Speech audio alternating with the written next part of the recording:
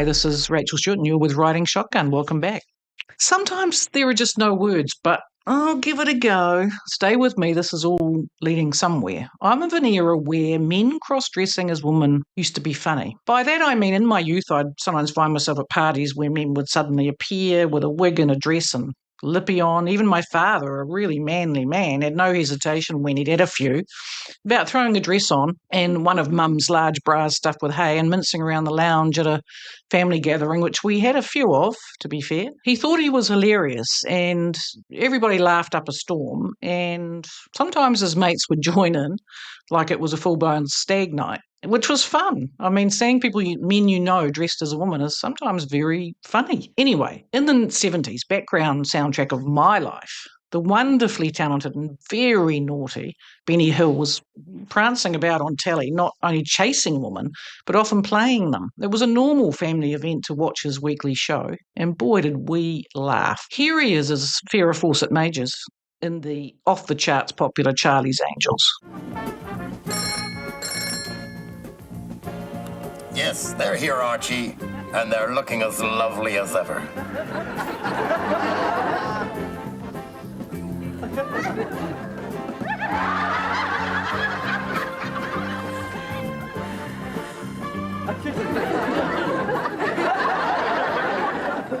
Angels, I want you to know you did a great job in solving the mystery of the exploding ballcock. Now the Treasury Department, they want your help in rounding up a ruthless gang of counterfeiters. To the underworld, they're known as the Three Graces: faith, hope, and charity. Faith prints it, hope distributes it. What happens to the profits? They go to charity, right? Right. A lot of these notes have been picked up at the Bunny Club on Dell Street. So, Sabrina, it's time for you to be a bunny girl again. Why does she always have to be the bunny girl? Now, why can't I be the bunny girl? Well, she's got a gorgeous figure. Well, I've got a gorgeous figure. She's got strong white teeth. Well, I've got strong white teeth. She's got brains and intelligence. Well, I've got strong white teeth. Okay, Jill, you're the bunny girl.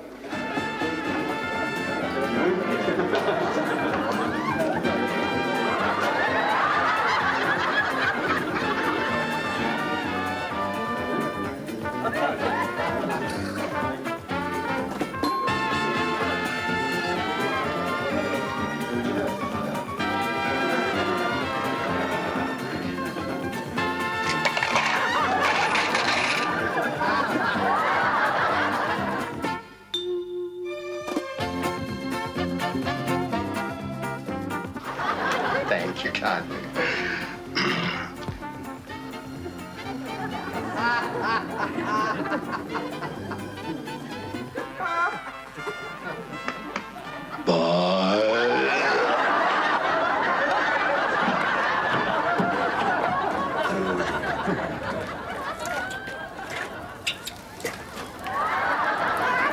Thank you, sugar. Hey, I understand you're looking for the Three Graces. Yeah, where do I find them? Well, you'll find them at,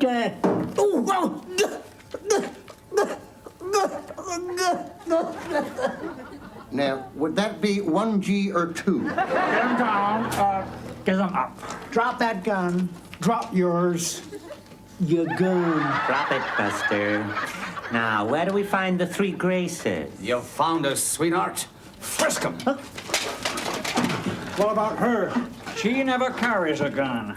Well, the hell do you know that? I mean, don't frisk me, you'll never find out. Oh, I might very well have a gun hidden about my person. How the hell do you know where's the gun, who hasn't got a... Oh, damn! Never mind. I'll buy us a drink. What about him? Well, he's in no state to drink, look. In 2026, of course, he is considered a seriously sexist old creep, and reruns have been off the menu in the mainstream space for decades. Then there's also the inimitable Les Dawson and Roy Barraclough, aka Coro Street's Alec Gilroy, who together played Sissy and Ada for years. Here they are discussing menopause, as you do. I was just thinking you looked a trifle wan. Well, let's face it, you know, I'm at a funny age. I wouldn't tell another living soul this, of course. I'm approaching the change. Watching the change? From which direction?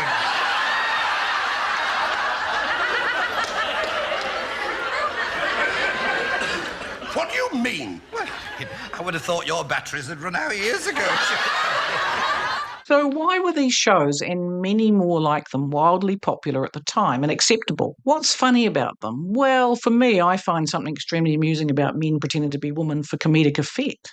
These skits are, overall, witty, clever and accessible to everybody. They know that we know that they're taking the piss. They're having fun and we're having fun watching them having fun. Nobody's getting hurt and everybody's, well, yeah, having fun. In other words, it's more than okay to laugh at them. We all get the joke. But here's another clip. A deadly serious post that you are absolutely not allowed to laugh at. If I catch you letting loose with even one guffaw, you will be in big, big trouble. Some context. This next man suddenly decided to take his whole self to work a few days ago and turned up at his day job as a lecturer at Oxford University, no less, and straight-faced proceeded to go about his business wearing huge prosthetic breasts and a lacy red dress. His wispy beard and badly applied makeup would be funny if he wasn't being deadly serious. Here's his work clip that he made, and no, it's not AI. Yes, I'm in the process of putting a website together, and that is proving to be much harder than it probably should be. And the problem I'm running up against is some imposter syndrome, classic. Basically, what does it mean to be an expert in something? Because it's really not obvious to me at what point I could describe myself as an expert in something. I have expertise in things, like I've been teaching plenty. My chemistry's pretty solid, but I think I still have this feeling that declaring myself an expert in something is a little bit uncomfortable, and I don't quite know on what basis I would feel comfortable doing that. And lots of people, seem to be quite happy with this. They'll sort of declare themselves experts in all sorts of things. Although I would also say that I think we've all come across people who declare themselves experts in things, but when you actually talk to them or you see what they're saying, the reality is not necessarily that. And there are some people who would not say they're experts in things and who actually turn out to be absolutely experts in all sorts of things. So I guess the question I have is, if you're someone who has overcome that or who has reached a point where you feel like you're an expert in something, what is the kind of special sauce you found that got you over the line? Is it, I don't know, just time, experience, specific work you've done? Maybe it's just a mindset shift of some description. What was it that sort of made you feel enabled to describe yourself as an expert in something? And if you're not, if you're very much like me and thinking, not quite sure if I can call myself that yet, what do you think it would take for you to get over the line, to sort of get to that point where you would feel comfortable describing yourself as an expert in things? Just interested to hear what people think, because I'm kind of wrangling with this, and I keep going back and forth trying to sort of either stick my neck out and say I'm definitely an expert in XYZ, and then sort of dialing it back, and it feels like neither of those approaches are really very sensible. So yeah, just be interested to hear what people think. Hope everyone's having a great 2026. Cheers. Frankly, it's not his neck that's sticking out. And man, is he boring. I kept waiting for the punchline that never came. Now, his fellow Oxford professor colleague Michael Biggs said there is a strong case that Mr. Ratley is creating a degrading and offensive environment, especially for female students, which would constitute sexual harassment. Adults should be free to explore their sexual interests in private with other consenting adults, but not to bring them to work. And that's exactly what this new and growing weirdness is. Fetish. Mr. Ridley is not trying to do anything other than enjoy his sexual fetish as a town milker, for want of a better couple of words, and test how far he can take that within his place of employment. He is at least not claiming to actually be a woman, but he is pushing boundaries in a space that should be all about professionalism and decency. I mean, workplaces. Of course, despite pressure, Oxford has so far done nothing about this overt display of male sexual dominance and kink, because that's what it is. It's kink. We are in an era, sadly, where this man will display his kink proudly and expect zero pushback from the powers that be, his employers. And he'll likely get away with it, even if his students are distinctly uncomfortable. Kink shaming is out, don't you know? In other words, this is my take on it, while he's definitely no Benny Hill and is distinctly unfunny, you better not laugh at him or you'll be a big fat bigot. But if you do inadvertently let out a sly chuckle in response to this weirdo, as, yeah, I did, you might find a pair of prosthetic boobs squeezing you to death, and not in a good way. That's me this week.